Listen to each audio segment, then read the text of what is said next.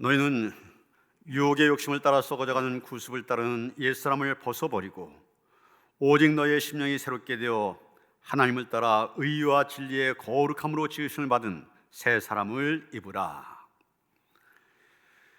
인류의 역사를 섭리하시며 인생의 생사합을 주관하시는 거룩하신 하나님 아버지, 오는 2020년을 마무리하는 마지막 주일입니다. 코로나19로 인해 온 교회 성도들과 이 나라 모든 백성들이 너무나도 힘들었던 한 해였습니다. 그러나 뒤돌아보니 그 모든 위기와 역경 속에서도 하나님께서 우리를 지키시고 인도하여 주셨다는 사실을 깨닫게 됩니다. 베풀어 주셨던 사랑과 은혜를 가슴에 담고 이 시간 저희들이 겸손하게 머리를 숙였습니다. 마음과 뜻과 정성을 다해 드리는 찬양과 경배를 받으시고 주님께서 주신 말씀과 위로 안에서 아름답게 한 해를 마무리할 수 있도록 이끌어 주옵소서. 예수님의 이름으로 기원하옵나이다. 아멘.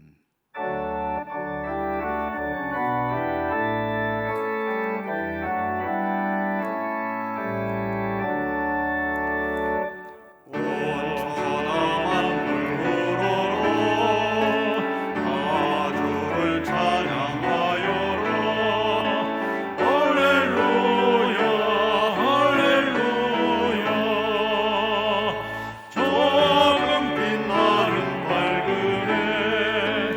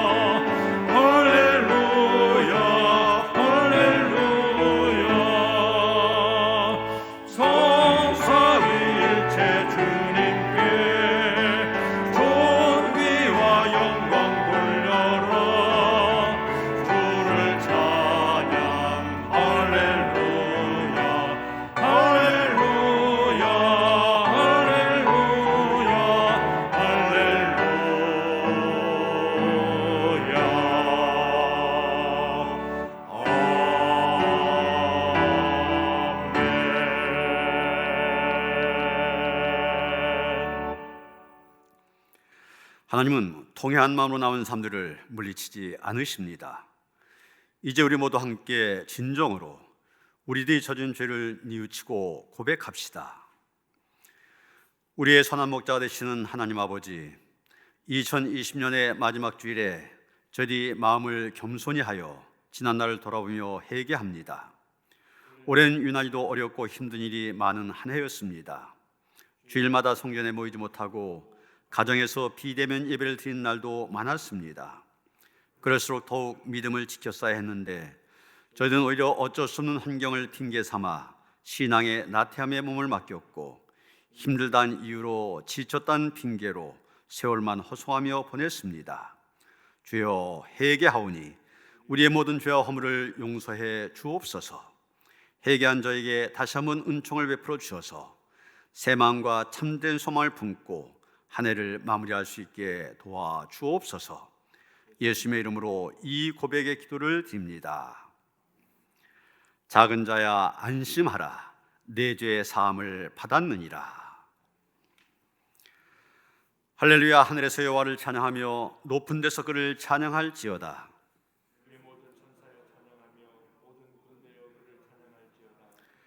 해와 달아 그를 찬양하며 밝은 별들아 다 그를 찬양할지어다.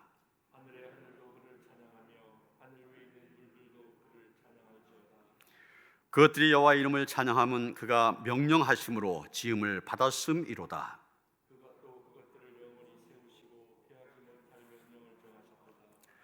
너희 용들과 바다여 땅에서 여호와를 찬양하라.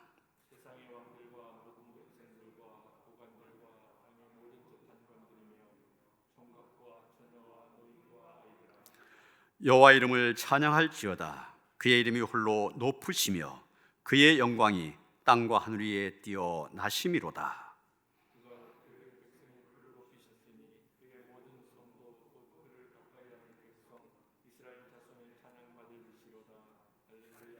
아멘.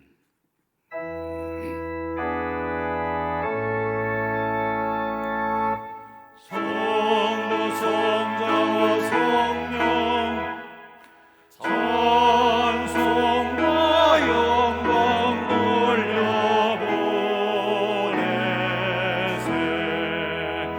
태초로 지금까지 또 영원 무궁토록 성삼위께 영광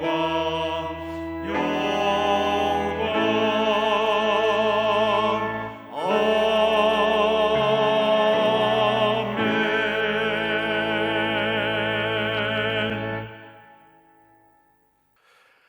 사랑받을 자격 없는 우리 인생을 은혜로 사랑하셔서 죄에 매인 백성들을 자유 얻게 하기 위해 독생자 예수 그리스도를 이 땅에 보내주시고 십자가의 희생제물 삼으심으로 구원의 길을 열어주신 은혜를 감사합니다. 우리가 마음으로 믿어 의에 이르고 입으로 시인하여 구원에 이르도록 우리에게 믿음을 주시고 이 시간 처한 곳을 제단 삼아 영과 진리로 예배하게 하시니 더욱 감사를 드립니다.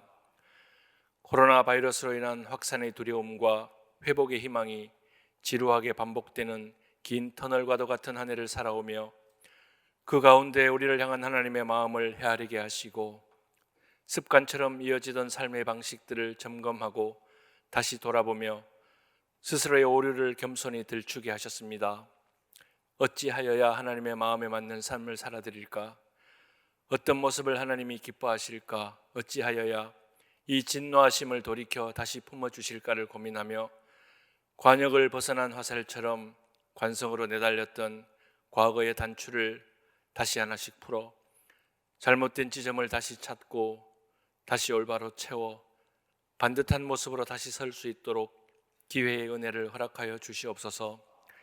허락하신 한 해를 겸손한 회개로 마무리하고 선물로 주실 한 해는 어느 때와는 다른 각오로 마지막 기회인 양 절실하게 임하게 하옵소서. 자비하신 하나님, 의로움과 진리의 가치가 당리당략 앞에서 권위를 잃고 독선과 위선으로 정쟁하며 참 의로움과 진리로 나아가지 못하는 이 나라를 불쌍히 여겨 주옵소서. 모든 위정자들과 백성들이 이 시대가 처한 곤고한 위기와 아픔을 바라보게 하옵소서. 자신의 들보를 깨달아 회개하고 돌아온 하나님의 백성에게 베푸시는 은혜를 받아 누리는 복된 이 나라가 되게 하여 주시옵소서. 또한 지금도 바이러스의 확산으로 온 세계가 신음하는 가운데 방역의 일선에서 사투를 벌이는 의료진들과 공무원들을 지켜주옵소서. 그 희생에 대한 온 국민의 감사로 단결하여 이 힘든 시기를 잘 극복할 수 있도록 은혜를 베풀어 주시옵소서. 사랑의 하나님, 주님 뜻 가운데 이곳에 노년교회를 세우시고 지금까지 인도하심을 감사합니다. 주님, 이 초유의 시절을 지나면서 교회에 속한 지체들이 한심령도 믿음의 길에서 멀어지지 않도록 지켜주시옵소서. 어려운 환경 속에서 오히려 사람을 의식하지 않고 은밀한 중에 보시는 하나님과 더욱 깊고 친밀한 교감을 이루어가는 복된 시간들로 인도하옵소서. 그리하여 이 고난의 시간을 지나며 더 성장하고 성숙된 하나님의 자녀들로 서게 하여 주시옵소서. 또한 간절히 바라기는 사명에 순종하여 캄보디아에 파송된 유철희 선교사님 가정을 기억하옵소서. 여러 가지로 불편하고 어려운 상황 속에서도 그 나라를 사랑하시는 하나님의 마음을 함께 품어 생명 구원의 역사를 이루어갈 수 있도록 사명을 향한 열정을 지켜주시옵소서. 그곳에서도 속히 예배와 찬양이 회복되고 어려운 가운데서도 전파되는 복음의 능력을 바라보게 하여 주시옵소서. 사랑의 하나님, 이 시간도 원치 않은 질병으로 경제적인 건고함으로 또 삶의 무거운 짐을 지고 주님의 도우심을 바라며 기도하는 성도들의 간구를 들어주시옵소서. 주님의 사랑을 신뢰하면서도 때로는 주님의 뜻이 어디 있을까 두려움이 한숨 짓게 합니다. 하늘이 땅보다 높음같이 내 길은 너희 길보다 높으며 내 생각은 너희의 생각보다 높음이라 말씀하신 주님의 선하신 뜻을 신뢰함으로 치유하시고 또 회복하시는 주님의 사랑을 증거하는 복된 삶으로 인도하여 주시옵소서. 이 시간 말씀 들고 서신 다윗 목사님께 신령한 능력을 더하여 주시옵소서. 늘 강건하여 영혼과 육으로나 지치지 않게 새 힘을 공급하여 주시고 성령님 늘 함께 하셔서 오늘도 준비하신 말씀을 통해 한 주간도 유혹하는 악한 영을 이겨 온전한 그리스도의 삶을 살아내는 능력의 말씀이 되게 하여 주옵소서. 말씀 듣는 우리 마음밭이 우리의 작은 지식과 위선이 앞서지 않는 겸손한 옥토로 준비되게 하옵소서. 여호와의 말씀이 육신을 입어 우리를 구원할 구주로 오신 예수님의 이름으로 간절히 기도드리옵나이다. 아멘. 하늘에 계신 우리 아버지여, 이름이 거룩히 여김을 받으시오며 나라가 임하시오며 뜻이 하늘에서 이루어진 것 같이 땅에서도 이루어지이다. 오늘 우리에게 일용할 양식을 주시옵고 우리가 우리에게 죄 지은 자를 사하여 준 것 같이 우리 죄를 사하여 주시옵고 우리를 시험에 들게 하지 마시옵고 다만 악에서 구하시옵소서. 나라와 권세와 영광이 아버지께 영원히 있사옵나이다. 아멘.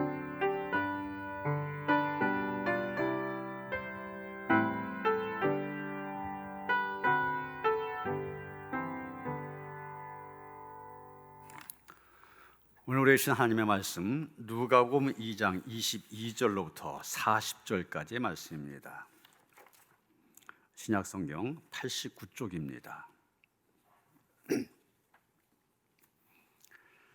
누가복음 2장 22절로부터 40절까지의 말씀 봉독합니다. 모세의 법대로 정결 예식의 날이 참에 아기를 데리고 예루살렘에 올라가니 이는 주의 율법에 쓴 바 첫 해에 처음 난 자마다 주의 거룩한 자라 하리라 한 대로 아기를 죽게 드리고 또 주의 율법에 말씀하신 대로 산비둘기 한 쌍이나 혹은 어린 집비둘기 둘로 제사하려 함이더라. 예루살렘에 시몬이라 한 사람이 있으니 이 사람은 의롭고 경건하여 이스라엘의 우위로를 기다리는 자라. 성령이 그 위에 계시더라. 그가 주의 그리스도를 보기 전에는 죽지 아니하리라 하는 성령의 칠을 받았더니 성령의 감동으로 성전에 들어가매 마침 부모가 율법의 관례대로 행하고자 하여 그 아기 예수를 데리고 오는지라. 시몬이 아기를 안고 하나님을 찬송하여 이르되 주제여 이젠 말씀하신 대로 종을 평안히 놓아 주시는도다. 내 눈이 주의 구원을 보았사오니 이는 만민 앞에 예비하신 것이요 이방을 비추는 빛이요 주의 백성 이스라엘의 영광이니이다 하니 그의 부모가 그에 대한 말들을 놀랍게 여기더라. 시몬이 그대에게 축복하고 그의 어머니 마리아에게 말하여 이르되 보라, 이는 이스라엘 중 많은 사람을 패하거나 흥하게 하며 비방을 받는 표적이 되기 위하여 세움을 받았고 또 칼이 내 마음을 찌르듯 하리니 이는 여러 사람의 마음의 생각을 드러내려 함이니라 하더라. 또 아셀 지파 바누엘의 딸 안느라 하는 선자가 있어 나이가 매우 많았더라. 그가 결혼한 후 7해 동안 남편과 함께 살다가 과부가 되고 84세가 되었더라. 이 사람이 성전을 떠나지 아니하고 주야로 금식하며 기도함으로 섬기더니 마침 이때 나와서 하나님께 감사하고 예루살렘의 속량을 바란 모든 사람에게 그에 대하여 말하니라. 주의 율법을 따라 모든 일을 마치고 갈리로 돌아가 본 동네 나사렛에 이르니라. 아이가 자라며 강하여지고 지혜가 충만하며 하나님의 은혜가 그의 위에 있더라. 아멘.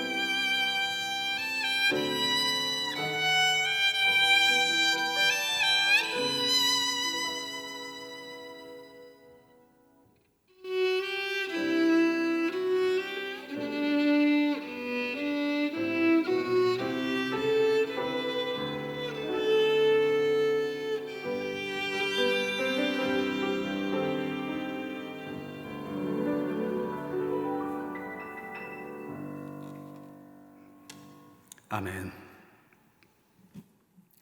할렐루야.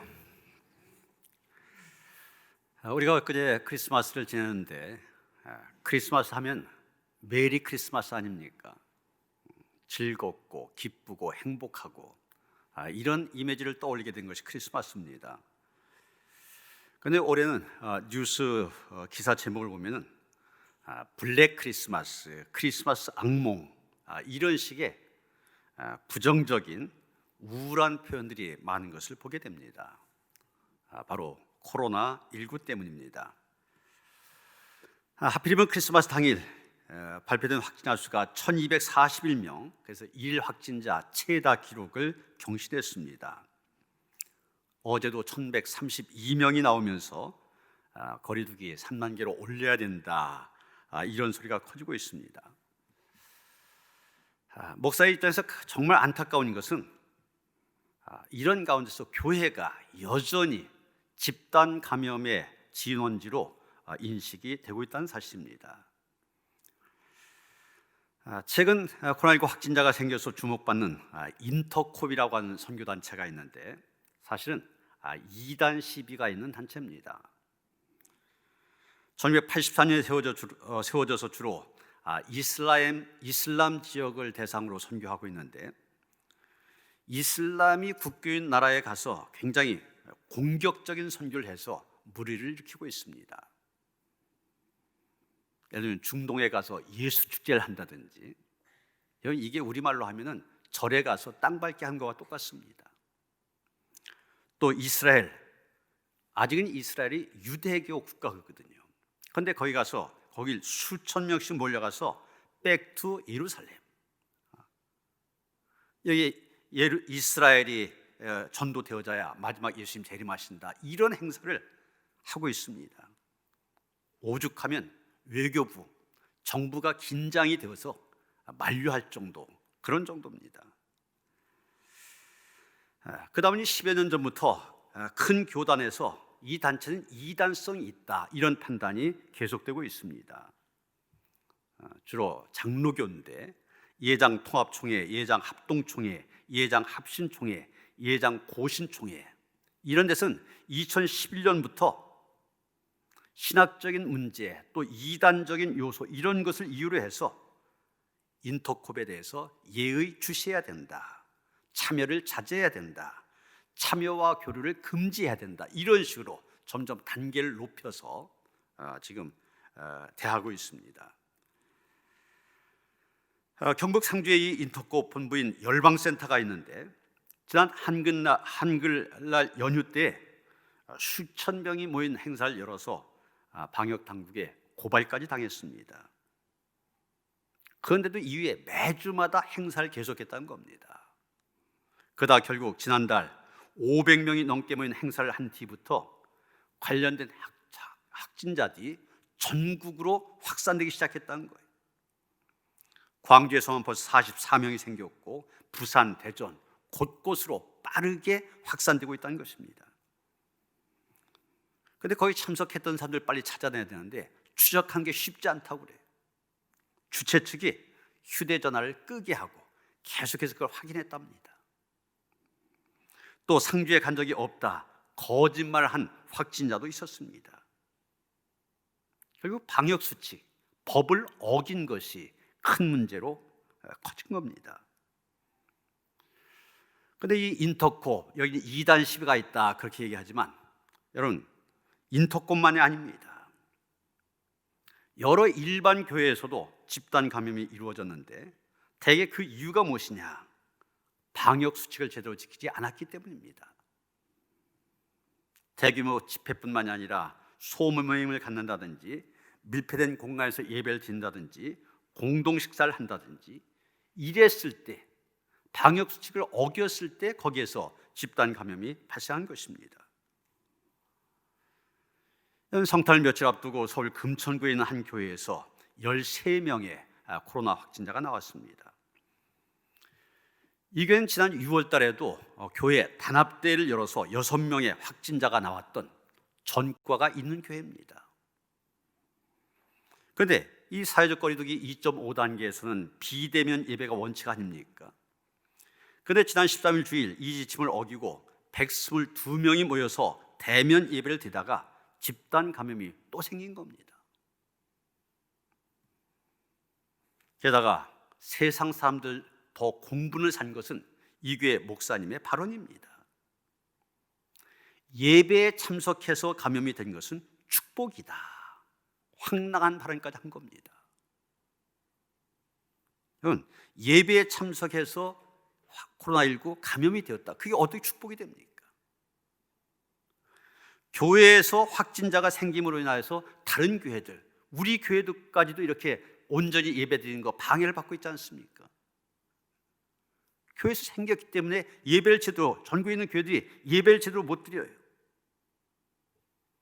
또 그것 때문에 교회가 욕을 먹게 되고 전도의 문을 막게 되고, 어떻게 그거에다가 축복이라는 말 갖다 붙일 수 있는지 참 이해가 안 됩니다. 얼마 전에 우리 지역에서 가까운 교회에 원로 목사님이 또 확진이 된 일이 있습니다. 그래서 교회 교인들 600명이 검사를 받은 그런 일이 있는데, 이 원로 목사님도 평상시에 그렇게 얘기했다고 그래요. 마스크 쓸 필요 없다. 하나님이 지켜주시는데 왜 쓰느냐? 왜 교회에 모여서 예배드리지 않느냐? 정부가 겁나서 그러냐? 이런 식으로 얘기를 했다는 겁니다. 여러분, 이런 식으로 세상으로부터 질타를 받고 있고 비난이 대상이 된 선교단체나 교회들 문제가 무엇입니까?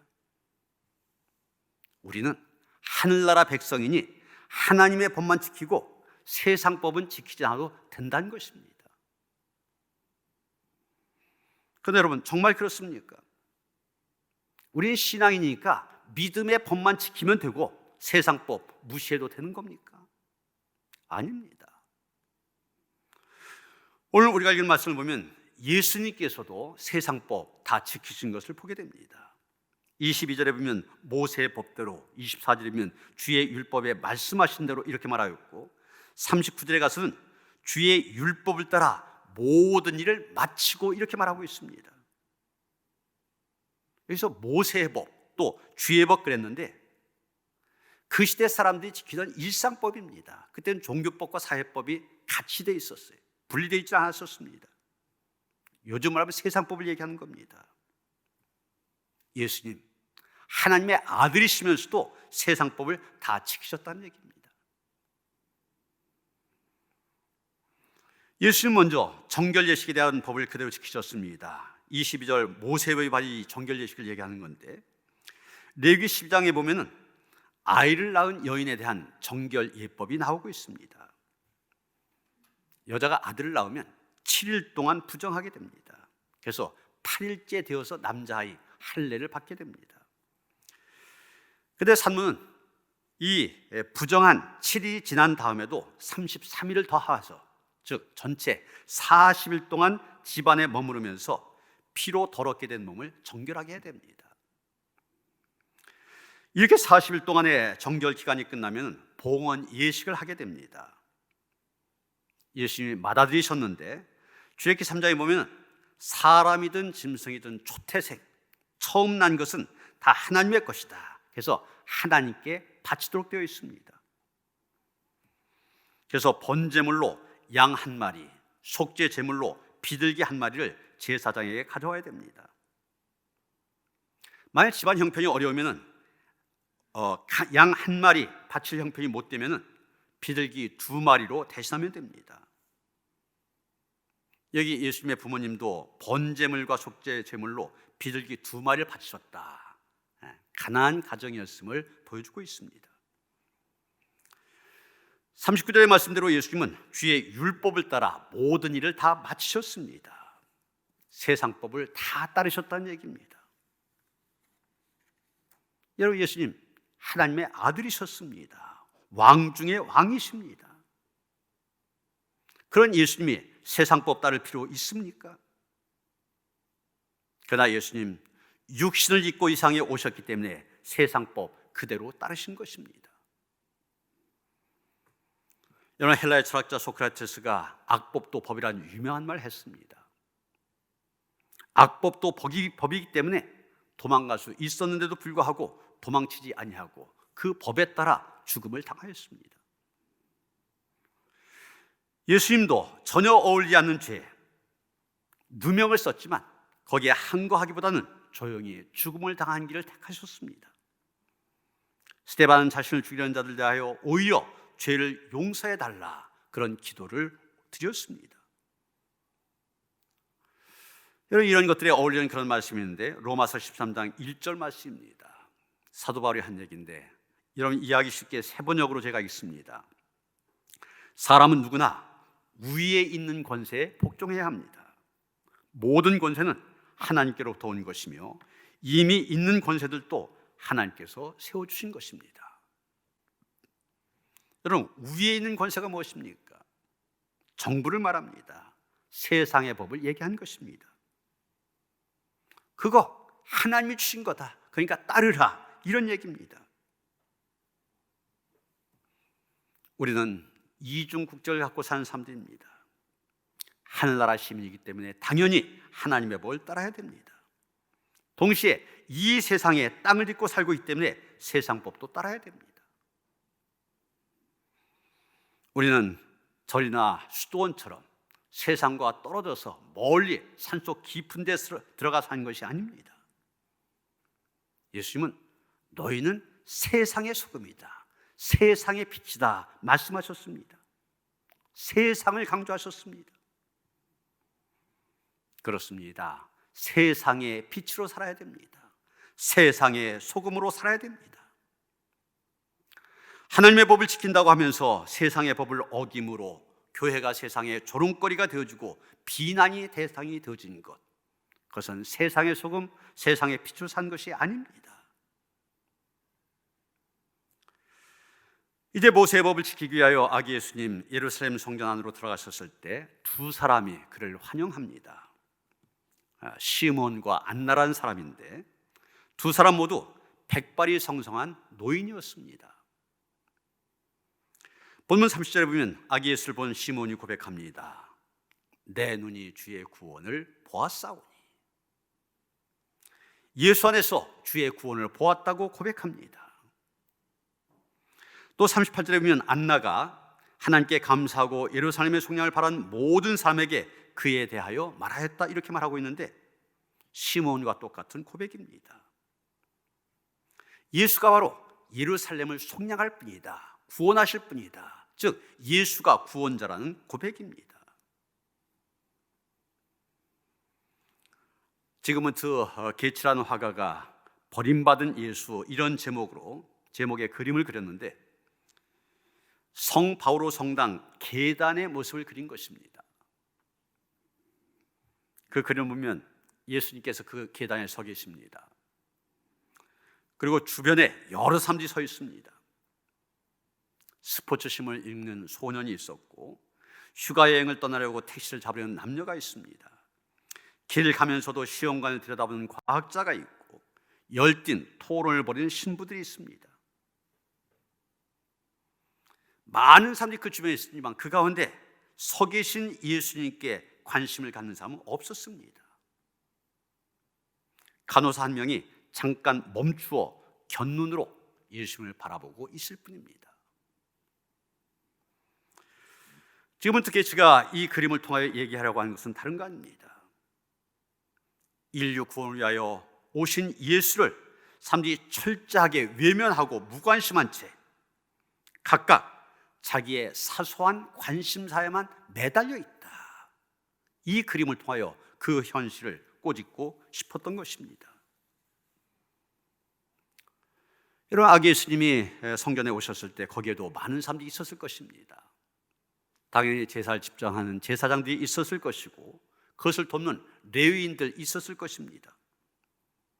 아기 예수님의 가정처럼 갖가지 제물을 드려온 사람들 많이 있었을 것입니다.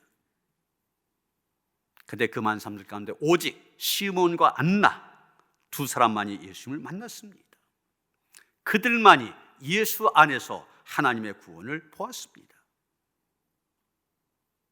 여러분, 어떻게 해서 그 많은 사람들 가운데 이 둘만입니까? 어떻게 이 둘만이 예수님을 메시아로 알아볼 수 있었고 그 안에서 하나님의 구원을 볼 수 있었습니까? 오늘 두 사람에 대한 언급을 통하여 간단히 우리가 어떻게 예수 안에서 구원을 볼 수 있는지 교훈을 얻게 됩니다. 첫째, 시몬과 안나는 예수님을 믿음과 희망 중에 기다렸다고 한 것입니다. 시몬은 이제서야 내가 평안으로 놓이게 되었다 고백합니다. 그 무슨 얘기입니까? 이제까지의 삶 돌아보니까 평안이 없었다는 얘기입니다. 안나도 마찬가지였습니다. 주야로 금식하며 탄식의 세월을 보내고 있었습니다. 여러분, 이때 시몬과 안나의 나이 어느 정도 되었을 것 같습니까? 어떤 학자들은 이들이 100살 혹은 적어도 90살은 넘겼을 것이다, 이렇게 추측하고 있습니다. 나이가 들면 희망을 노래할 때가 아닙니다. 희망보다는 포기하는 일에 점점 익숙해지는 때입니다. 새로운 일을 하는 것도 두렵습니다. 희망보다는 절망하기가 쉽습니다. 더군다나 안나라고 한 여자, 남편과 단 7년을 함께 살고 무려 84년이라는 세월 과부로 살아왔습니다. 여러분, 구약에서 고아와 과부, 나그네와 함께 모든 삶이 돌봐야 될 취약계층 1순위 아닙니까? 환경으로 보면 오로지 절망 속에서 살 수밖에 없는 상황입니다. 당시 시대 상황을 봐도 그렇습니다. 지도 계층에 있었던 사두개파 사람들, 자신들의 이익을 위하여 로마 권력층에 붙어서 평민들을 박해했습니다. 바리새파 사람들, 자신들만 경건하다고 자랑하면서 율법을 지키지 못하는 사람들 오히려 정죄하고 아예 상종조차 하지 않았습니다. SN파 사람들, 이것저것 다 보기 싫다, 은둔 생활에 들어가 버렸습니다. 버려진 백성들, 아무도 위로하지 않는 백성들, 밟으면 밟히고 찍으면 찍힐 수밖에 없는 백성들, 그들 대변해 줄 사람들은 아무도 없었습니다. 역사적으로는 말라기 선자 이후 400년 동안 희망의 메시지는 들려오지 않고 있었습니다. 어디를 둘러봐도 희망이라고는 찾아볼 수 없는 그런 상황입니다. 그런 상황에서도 이 두 사람 희망을 갖고 있었습니다. 이런 희망이 무엇입니까?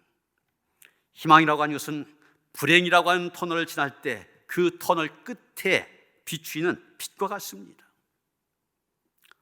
어디로 가야 할지 몰라 두려울 때 이길 수 있는 용기가 되기도 하고, 현실을 포기하고 싶을 때 포기하지 않을 수 있도록 등을 떠밀어주는 힘이 되기도 합니다. 버림받았다고 생각될 때 혼자가 아니며 반드시 일어날 것을 상기시켜주기도 합니다.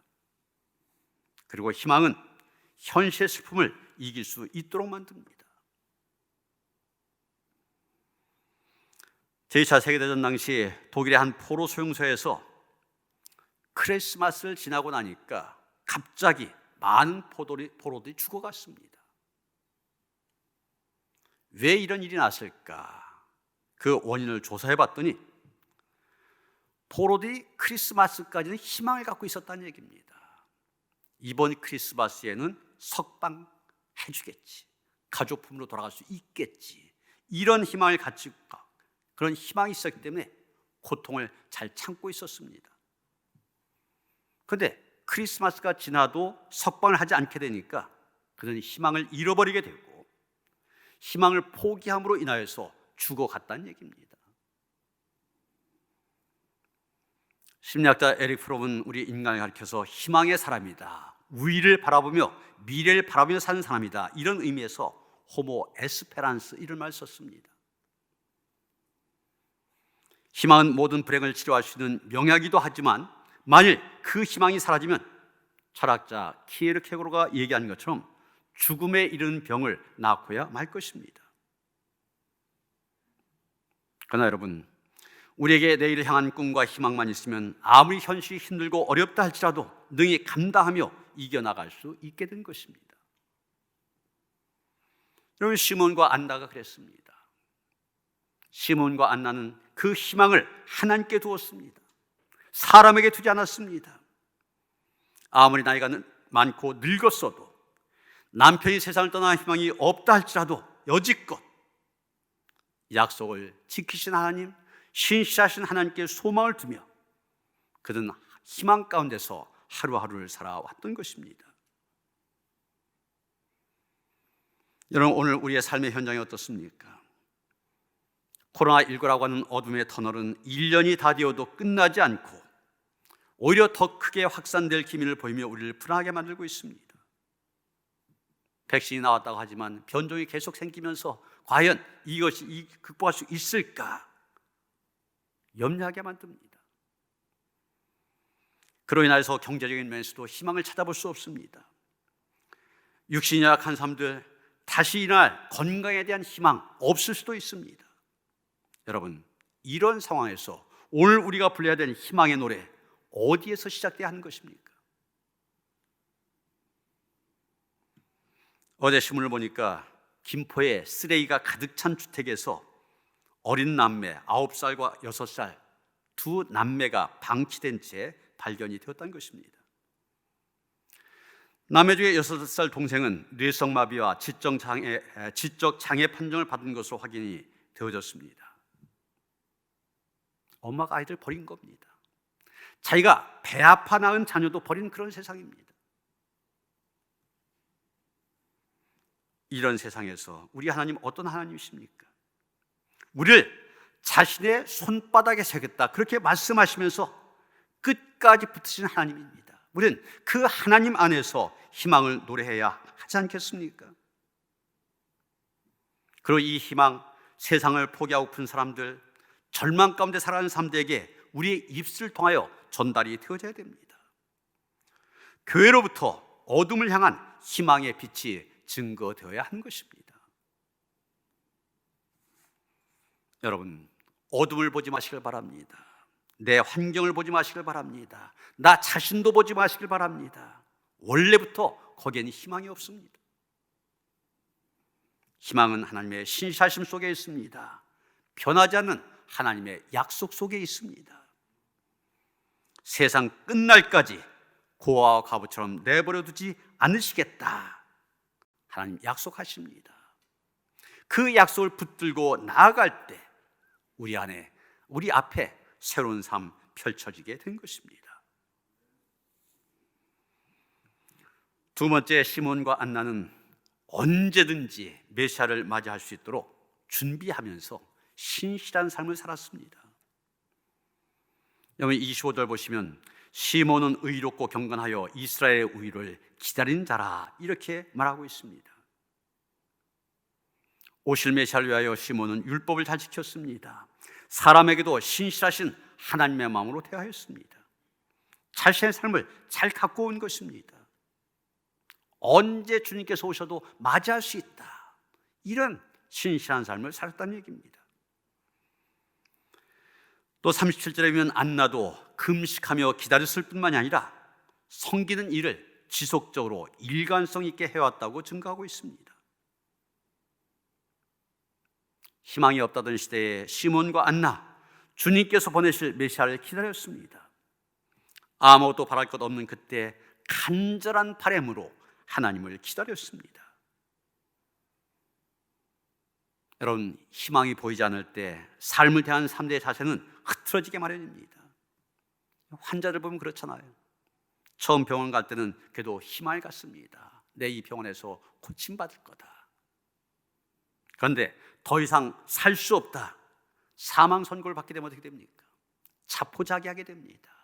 삶이 흩어지게 됩니다. 베드로서 3장 3절에도 보면 말세의 재림이 늦어지면 자기 정욕대로 행하는 사람이 많아진다고 얘기하고 있습니다. 주님 오시면서 잘 절제하며 살던 사람들, 그게 흩어진다는 얘기. 정신과 의사였던 폴 트루니에는 현대인들에 대해서 이렇게 말합니다. 현대 신앙인들의 비극 가운데 하나는 구도의 정신을 상실했다는 것입니다. 주님이 다시 오실 것을 말하면서도 실제 삶 속에서는 진지한 고민을 하지 않는 것, 어떻게 내가 주님의 재림 앞에 올바르게 살아갈까 고민하지 않고 살아가는 것, 이것이 바로 현대 신앙인들의 문제란 얘기입니다. 우리는 어떻습니까? 시몬과 안나가 메시아를 기다렸기 때문에 그들은 경건하고 진실한 삶을 살아갈 수 있었습니다. 우리가 진정 주님을 만나기 원합니까? 그 안에서 구원을 보기 원합니까? 오늘 지금 우리의 삶을 신실하게 갖고 나가야만 됩니다. 내가 지금 가는 길이 바른 길인지 아닌지 점검해 봐야 됩니다. 내 시간과 물질, 건강 바로 사용하고 있는지, 그래서 하나님의 심판대 앞에 설 때 하나님께서 기뻐하시면서 살고 있는지 늘 자신을 성찰해 봐야 됩니다. 유명한 과학자 아인슈타인 박사, 이 사람은 노후에 신앙에 귀했던 사람입니다. 물론 어렸을 때 믿었습니다. 그러나 하나님을 떠나 살다가 나이가 들어서 노인이 되었을 때 다시금 신앙을 되찾은 사람입니다. 그래서 그는 이런 유명한 고백을 남겼습니다. 난 평소에 젊었을 때 교회를 경멸했습니다. 교회를 무시했습니다. 그러나 내 조국 독일이 어두워졌을 때, 그리고 나치의 핍박 아래에 있었을 때 내가 그렇게 경멸하고 무시했던 교회는 우리 민족의 유일한 소망이었고 사람들의 안식처였습니다. 그리고 내가 나이를 먹어가면서 내 노후에 인생의 석양역에 나는 교회 이외에 내 영혼의 우위를 경험할 수 있는 장소를 찾지 못했습니다. 나는 이제 교회로 다시 돌아옵니다. 교회 이외에 내 영혼의 우위를 경험할 수 있는 장소 전혀 찾지 못했다. 바로 예수 안에서만 구원을 보았다는 고백입니다. 그것이 그로 하여금 다시금 교회로 돌아가게 만들었습니다. 신앙의 길을 걷게 만들었습니다. 사랑하는 성도 여러분, 오늘은 송년주일이자 성탄절 첫째 주일입니다.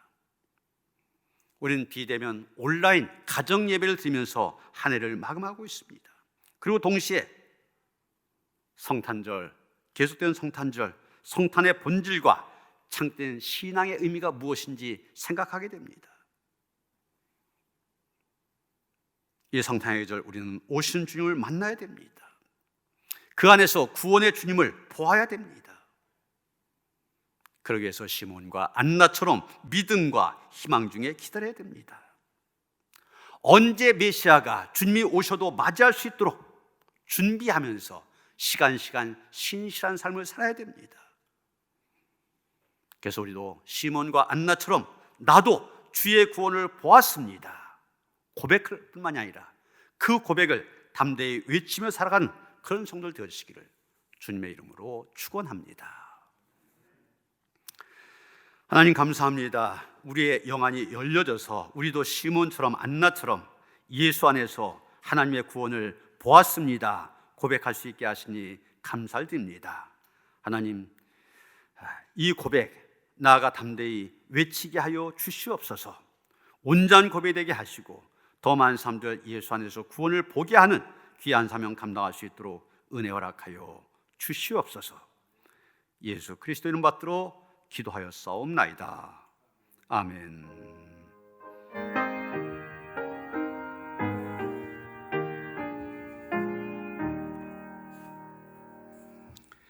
301장 구찬송 460장 찬송하시며 봉헌하시겠습니다.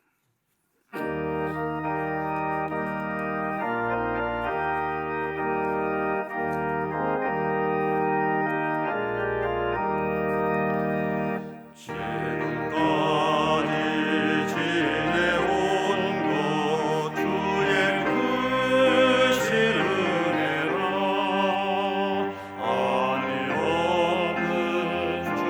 사랑 어찌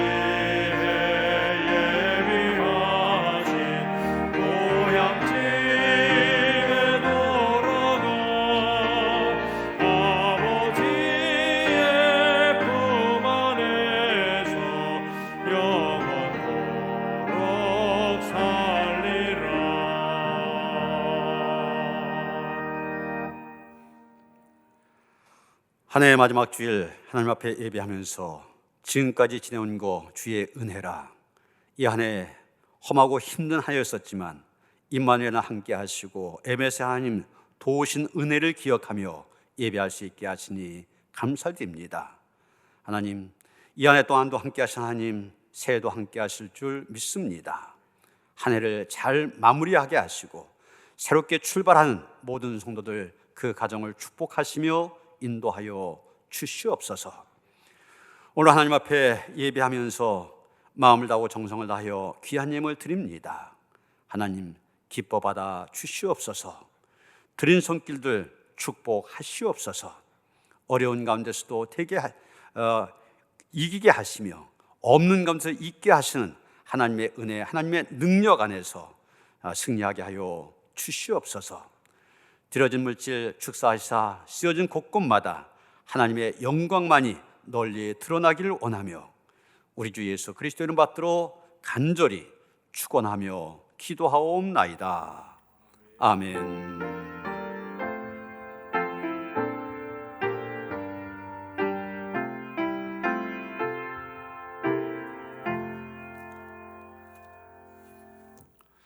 평화 인사 나누시겠습니다. 주님의 신 평화 함께 하시기 바랍니다. 인사하시겠습니다. 우리 신전사님 먼저 앞에 나오세요. 신전사님은 먼저. 우리 신푸름 전사님 감신 신학대학원을 들어가면서부터 시작해서 벌써 3년 동안 우리 위해서 함께 사역을 했는데 이제 대학원을 졸업하면서 목회길을 가게 됩니다. 그래서 우리 길을 떠나게 되었는데 그동안 수고하셨습니다. 우리 꽃다발 전하고 또 전별금 전할 때 크게 박수하시면서 악기를 축복해 주시기 바랍니다. 예, 수고하셨습니다. 인사하고 들어가세요.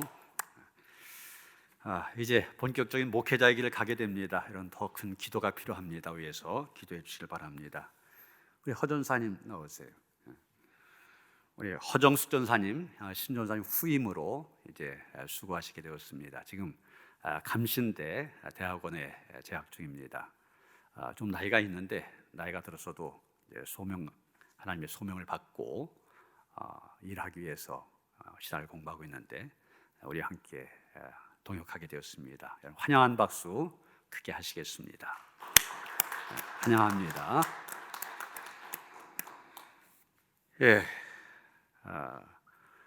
오늘 오후에 이제 사회적 거리두기 몇 단계로 할 건지 다시 논의가 있다고 그러는데 아마 올라가면 올라갔지 내려가지는 않을 것 같습니다. 그렇기 때문에 현재 단계가 달라지면 다시 연락을 드리겠지만 지금 단계에서는 모든 예배 비대면 또 온라인 예배로 드릴 수밖에 없습니다. 주일 예배뿐만 아니라 수요 예배 또 심야 기도회, 새벽 기도회 온라인으로 가정에서 예배 드리는 일에 더욱 힘써 주시기를 바랍니다. 송구영 신예배도 마찬가지입니다. 그래서 온라인으로 드릴 수밖에 없게 되는데 31일 마지막 날 11시 50분부터 송구 올 한 해를 보내고 새해를 맞이하는 예배를 드리게 됩니다. 매년 송구영 신예배 때 했던 것처럼 이 예배 때 온라인으로 또 성찬식을 하려고 합니다. 이미 우리가 성금요일 예배 때 한번 경험이 있으신데 이런 가정에서 빵과 포도주 혹은 포도주스를 준비하셔서 같이 온라인 성찬식에 참여해 주시길 바랍니다. 여러분 우리 교회 밴드에 제가 서울의 혜성교회에서 만들어 놓은 온라인 성찬식을 가정에서 어떻게 준비해야 될지 아주 잘 만들어 놓은 동영상이 있습니다. 그걸 밴드에 올려놨으니까 여러분 한번 보시도록 하시고요.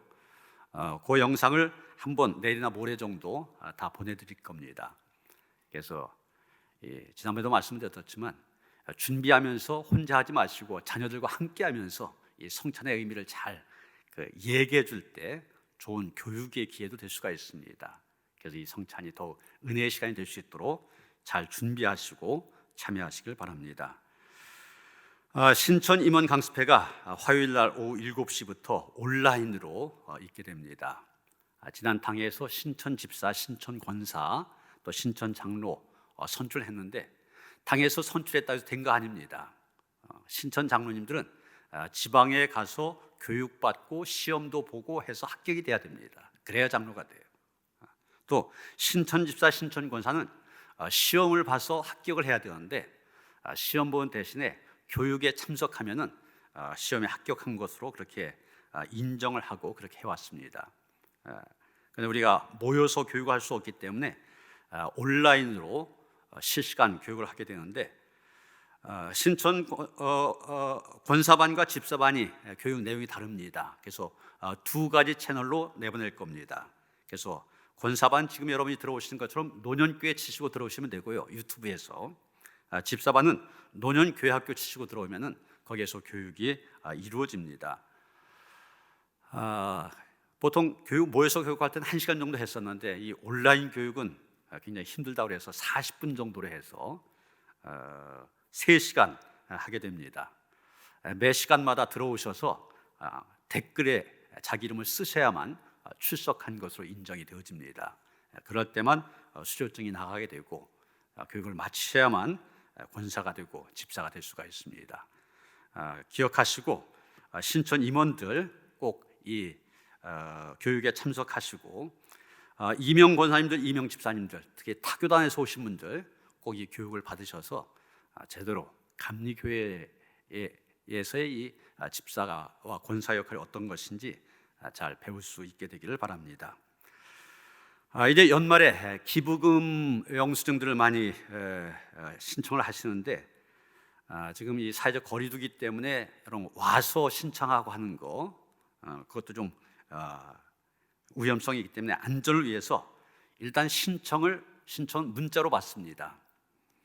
그래서 거기 필요한 상황, 이름, 주민등록번호, 주소 적으시고 거기 나와 있는 그 핸드폰 이 번호로 문자를 주시면은 사무실에서 준비했다가 준비되어지면 여러분에게 연락해서 찾아가시도록 그런 과정을 밟게 될 겁니다. 참고하시고 뭐 다른 식으로 하면 참 이 한두 분이 아니기 때문에 사무실이 많이 어렵습니다. 잘 지켜주셔서 기부금 영수증 신청하시도록 해주시기를 바랍니다. 2021년도 하늘 양식 사무실에서 판매합니다. 선물로 많은 분들 받으셨지만 더 필요하신 분들 사무실에서 구입하여서 매일 말씀을 우리가 함께 듣고 또 이 우리가 하늘 양식을 가지고 큐티도 하고 있으니까 함께 큐티한 가운데 더 큰 은혜가 함께 할 수 있도록 하시기를 바랍니다. 이제 다 일어나셔서 80장 찬송하시겠습니다.